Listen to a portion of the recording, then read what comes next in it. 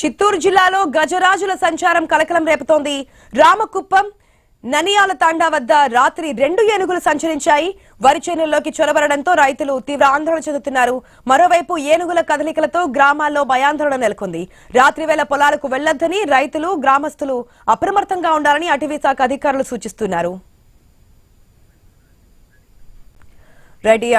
ఏదైతే ఏనుగులు సంచరిస్తున్నటువంటి వార్తకు సంబంధించి అప్డేట్స్ మా ప్రతినిధి గోపినాథ్ అడిగి తెలుసుకుందాం.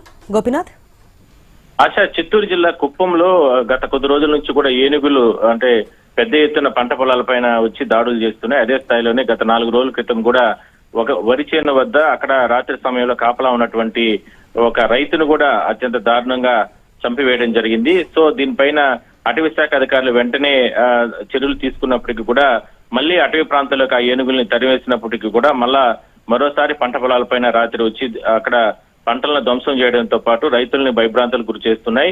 ఇది సరిహద్దు ప్రాంతం. ఏపీకి ఎట్లా తమిళనాడుకి కర్ణాటకకి సరిహద్దు ప్రాంతాల్లో అటవీ ప్రాంతాలకు సరిహద్దుల్లో ఉన్నటువంటి ఈ పంట పొలాల వద్దనే ఇవి పెద్ద ఎత్తున తిరుగుతున్నాయి. దాదాపుగా 30 నుంచి 40 ఏనుగులు చాలా రోజుల నుంచి తిరుగుతున్నప్పటికీ కూడా వాటిని ఇక్కడ ఏపీ అధికారులు, ఫారెస్ట్ అధికారులు అట్లా కర్ణాటక వైపు తరిమితే అక్కడి నుంచి మరోసారి అవి కూడా రిటర్న్ ఇక్కడికే వస్తున్నాయి. ఇట్లా చాలా రోజుల నుంచి కూడా పంటలు వరి కావచ్చు, మొక్కజొన్న కావచ్చు, అదేవిధంగానే వివిధ రకాల పంటలు, సీజనల్ పంటలన్నింటినీ కూడా ధ్వంసం చేస్తున్నాయి. అయితే రైతులకు సంబంధించి నష్టపరిహారం ఇస్తున్నప్పటికీ కూడా ఉన్న పంటలన్నీ కూడా నాశనం అయిపోతున్నాయి. దీనికి శాశ్వత పరిష్కారం చూపాలనేది ప్రధానంగా రైతులు డిమాండ్ చేస్తున్నారు. మరోవైపు గతంలో ఏనుగులు కూడా చనిపోవడం జరిగింది.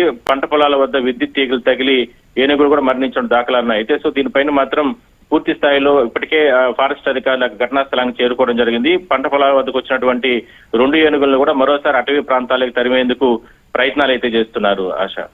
Right Gopinath, thanks for the update.